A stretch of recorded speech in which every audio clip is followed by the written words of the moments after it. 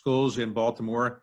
Ultimately, got a scholarship to go to Duke University, and then I got a scholarship to go to University of Chicago Law School.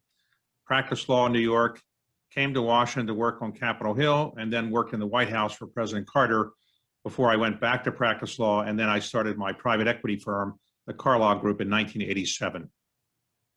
Okay, awesome. So as you were growing up, in the Baltimore era, what were some of the things as a youth that informed you about what you wanted to do later on in life? Well, I was not interested in making a lot of money. In those days, 1950s and 60s, there were no tech startup billionaires. There were no hedge fund billionaires. There were no billionaires. There just didn't exist in the United States, and people didn't aspire to go into business as much as they do today. So if you're from a blue collar background, your parents would say, well, maybe you could be a professional, a doctor, a lawyer, or a dentist, or something like that. My science skills were limited. I was better at talking and writing than I was in dissecting frogs or things like that. So I thought I should go be a lawyer. But I was also interested in an adjunct part of lawyering, which is politics. A lot of lawyers that seem to be involved in politics, and politicians seem to be lawyers. And so I did like politics. I thought being a lawyer would play to my strengths. And so my goal was to really get into politics and to serve my country by working in the government more than actually making a lot of money or anything like that. Okay, great. So just from reading some of your biographies and hearing about the era in which you grew up, there were a lot of turbulent things going on at that time in the 60s, with the Vietnam War, with social change. How did that compare to what the young people see today in terms of maybe being informed about how they'll go on and do their careers and be leaders? Well, throughout the history of civilization, every generation says to the next generation, it was tougher when we were younger than when you were younger. And right. You have it easy compared to us. And by the way, we lived through trauma that you could never possibly experience. So it's not unsurprising, therefore, that I would say the 60s were more difficult than anything else I've ever seen, because you had the civil rights revolution and all the relating issues about people trying to get their rightfully deserved rights, not just African Americans, but other minorities, women, and so forth, getting their rights. You also had the assassinations of Martin Luther King, John Kennedy, Robert Kennedy. You had the protests over the Vietnam War that really split the country down the middle. So you had these kind of very traumatic times, and probably for the first time in at least a decade, or if not several decades, the US population really began to not trust its government because of the things said during the Vietnam War and other related kinds of issues. So it was a traumatic time. Now, we're living through traumatic times now, of course, as well. We have a pandemic that's changed life in ways that nothing else has really done in 1 year. Nothing has changed our life in such a short period of time as pandemic. And you also have the economic fallout from that. And then, of course, you have the trauma related to the alleged takeover of our government. I say alleged because, it's not clear, depending on what side you're on, what's really going on. But most people would probably say the election was won by Joe Biden, but then there was a protest about that in an effort to kind of overturn the election. So very traumatic times. Okay, great. So, as you've grown through different eras and seen different things in different industries, what are some of the effective leadership styles that stand out to you? Well, there's different qualities to leaders. Everybody, I suspect, wants to be a leader. Nobody says, I want to grow up to be a follower. Well, actually, most people probably are followers to some extent. You can only have a limited number of leaders. You can't have 7.5 billion people on the face of the earth, all of whom say, I'm the leader, because some people have to follow somebody else and it would be chaotic. In the book I did about leadership recently, I pointed out the qualities that leaders I had observed and interviewed often had, which is that they came from modest roots. They tended to know how to communicate with other people. They tended to share the credit. They tended to have a vision of where they wanted to go. They tended to be very persistent. They tended to be highly ethical. And they also tended to rise in a crisis in a way that they performed much more than they might have even expected themselves when a real crisis time arose.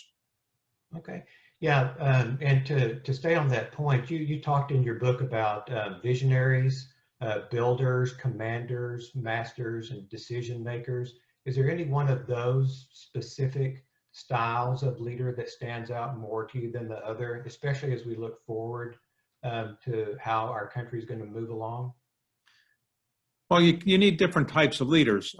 Visionaries are people that dream that you can have a personal computer in everybody's home, like Steve Jobs, or someone like Jeff Bezos, who believes you can deliver things over the internet to people at home and in a way that people hadn't thought was possible before. If you don't have visionaries, nothing will probably get done. But on the other hand, you need people like Tim Cook at Apple who can make a gigantic company work, even if he may not be as brilliant in his vision of the future as Steve Jobs was. So there are different types of leadership skills. I think you need different types. They're very rare to find somebody that can do all the things that you want as a leader. But I would say if I had to be on an island with somebody alone, I probably would prefer somebody who knows how to get something done as opposed to somebody that has a great vision. Because if you have a great vision on an island alone, it might not get anywhere. But if you have somebody who knows how to get things done, that might be more practical. So, it depends on the circumstances, what types of leaders you want to be with. Okay, absolutely. A lot of times when we talk to students and ask them about leadership styles, the first one that comes up is a servant leader style.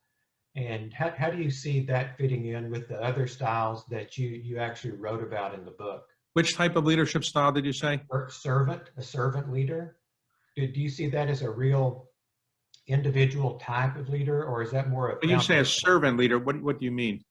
Yeah, I think what we see when the students and other people describe servant leader, it's people that do things in terms of, removing obstacles so others can succeed, so that there's more of a service level versus a visionary or somebody that's a commander. Well, I guess, you always need those type of leaders, some people that can get things done and move through bureaucracies. For example, the person who's the chief of staff at the White House at any given time has got to be a person who knows how to get things done and move through bureaucracies and not maybe be a visionary. The visionary might be somebody else in government, maybe the president. But yes, you need those type of leaders. But in the end, you don't know when you're a student what type of leader you're really going to be. You can assess if you're going to be a leader. You can see what your skill set is. If you really are great in terms of having visions of the future, but may not be that great in follow through, you're probably not going to be the great manager of things. If you're really good at details and really attentive to follow through and checking every box, you might be good at that, but you're probably not a visionary. So it just depends. You have to observe your own skill set and see what makes the most sense for you to try to do. Right. Leaders in all areas have to deal at times with difficult situations and difficult people, difficult followers. How do you see leaders being successful in actually, taking care of difficult things like that? Well, when you have difficult situations, that's when you have to rise up, because you're not really going to be a great leader if when something serious occurs, that's a problem, then you just kind of shrink away and don't do anything. So I do think that that's an important skill set, which is learning how to deal with crises as they arise. But the best way to do that is to convince other people that you're leading that you are empathetic with their problem and that you understand their situation. There are three ways to communicate that. You can communicate it to your followers by writing a nice letter or a memo or doing something in writing. They can read what you think, or you can do it by oral means of communication, a great speech or some other way of communicating orally, or you can just say, follow what I do and I will lead by example. And leaders have to pick one of those ways to have people to follow them, and they communicate to people. And if they're effective at it, people will follow them. Yeah. How do you think leaders can be most effective at maintaining follower morale, but also maintaining organizational effectiveness and health? Well, to maintain morale, I think it's best for followers to see the leader basically grappling with the issues, not trying to separate himself or herself from them, but being simpatico, suffer with them. Like George Washington in Valley Forge, he stayed with the troops, and they could see that he was suffering. He could have gone to a fancy hotel, presumably down the street somewhere, but he stayed with them. And I think it's important to show your followers that you empathize with their situation, you understand it, and you are trying to do the best you can to help them, but you are basically suffering like they are suffering, if in fact there's a suffering situation. Yeah. What do you think the best way for leaders in any organization is to actually identify and develop those, that can follow in their footsteps and become effective leaders for that organization or others? Well, it is often said that in a large public company, the real job of a board of directors is to help the CEO and the board pick the successor. The CEO should be preparing to get a successor in place because you'll probably have one at some point, and the board has to pick that person. That's probably true of any board in nonprofit area as well. So if you're going to be a good leader, you shouldn't try to make yourself as so indispensable that if you get injured or you die or something, there is nobody to replace you. So good leaders find people that they think can follow them in time, and they try to groom them. And so a really good transition occurs when the next person in line has been groomed, and really it's not like there's going to be a lost step when the new person comes in. But that doesn't always happen. Some people are afraid of grooming a successor because they're afraid that successor might ultimately replace them before they want to be replaced. I've heard you talk before about how things are changing now at light speed, versus how long it took us to get from the Right. Elevator operator to automatic and things like that in terms of technology. How can leaders best embrace that to be successful moving forward? Well, leaders, I think, have to have some view that the world is changing and you've got to change with it and help lead the change. If you're afraid of change, then you're going to be bypassed by others. So you can't just say, I'm going to take what I have now and just keep it this way. There was a famous business school professor at Harvard, Clay Christensen, who basically came up with a theory of disruption, in effect, which is to say that if you just sit on top of your pile of cash or your existing gas, internal carbon engine cars and don't see what's coming down the road, electric cars, you are going to be obsolete at some point. And so you have to be prepared to be willing to change what you already have. You can't just sit and fat and happy. So the best leaders are always thinking about what's coming down the road. And, there's a very famous book by Andy Grove, who was the dynamic CEO of Intel. And the title of his autobiography was Only the Paranoid, Succeed, or something to that effect. In other words, if you're not afraid of the future, then you're in trouble. And so you have to be paranoid about what's coming along. Yeah, so you've been exposed to lots of different industries, businesses, and organizations, and the people that led those. What are some of the qualities that you see that transcend all of those, groups and organizations for leaders? Well, there are a number of qualities I think are transcendent, and among those are, I do think that people who are leaders know how to inspire people to follow them. They know how to come up with a vision of where they want to take people. They're very persistent. They're willing to overcome obstacles. They are also people that tend to be highly ethical, and they tend to be humble a bit. A great leader, if he is secure or she is secure, will be humble because they realize that they got where they are through luck and a lot of good fortune. If you're too arrogant, I think it, in the end, doesn't help. And so the leaders that I wrote about and the ones I most admire have a fair degree of humility about them. I watched an interview that you did with David Gregory back around Labor Day, I believe it was last year. And you talked about Abraham Lincoln and how he was the epitome of a great leader in a lot of ways. Talk about that and about why you think he was a great leader and what he did.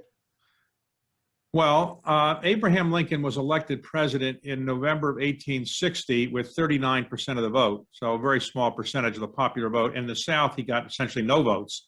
My home state of Maryland, he got 4% of the vote. Some states in the South, he got maybe less than 1% or no votes because he wasn't even on the ballot. And the South succeeded before he actually took office. It was possible that he would be assassinated on the way to Washington to be inaugurated. And he basically had a view that the Constitution required that the country stay together, and that was the best thing for the country. So he did not let the South secede. Had I been elected, maybe I would say, look, I don't know if I want to go through a civil war. You want to go away to the South? I don't believe in slavery, but I'm going to keep the Union at least intact by letting the North stay as one country. He didn't take that view. His view was we have to keep the country together. We lost 700,000 to 800,000 men and women in that war, but in the end, the result was that slavery was ended. While we went through a very painful Reconstruction period, I do think that in the end, the country's better off having stayed intact than becoming two different countries. But Abraham Lincoln fought for keeping the country together, and he did so against great odds with very little support from large parts of the population. And in doing this, and when he ultimately won the war, or in fact presided over it, he didn't say, you know what, I'm pretty great. I won the Civil War. I beat the Confederacy. I'm a terrific person. He was very humble about it. And there were no interviews then of Lincoln, but there were no speeches either of him saying, I won the war. I'm a great man. So he had a lot of humility. He kept the country together. And so I would say, if you look at any person as a great leader and any person as somebody that's most responsible for the country being where it is today, it's probably Abraham Lincoln. Okay, great. Switching gears a little bit to some things that you have done around philanthropic leadership. That's very important to you. And I'd like for you, if you would, just to comment on, why that's a big part of your life and what led you, to actually be a leader in that regard.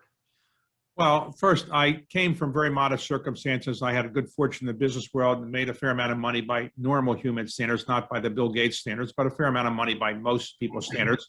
And so I decided that, you could spoil your children by giving it to them, or you could, buy a lot of houses and artwork, but you could also give it away in ways that give back to the country. And that's what I decided to do.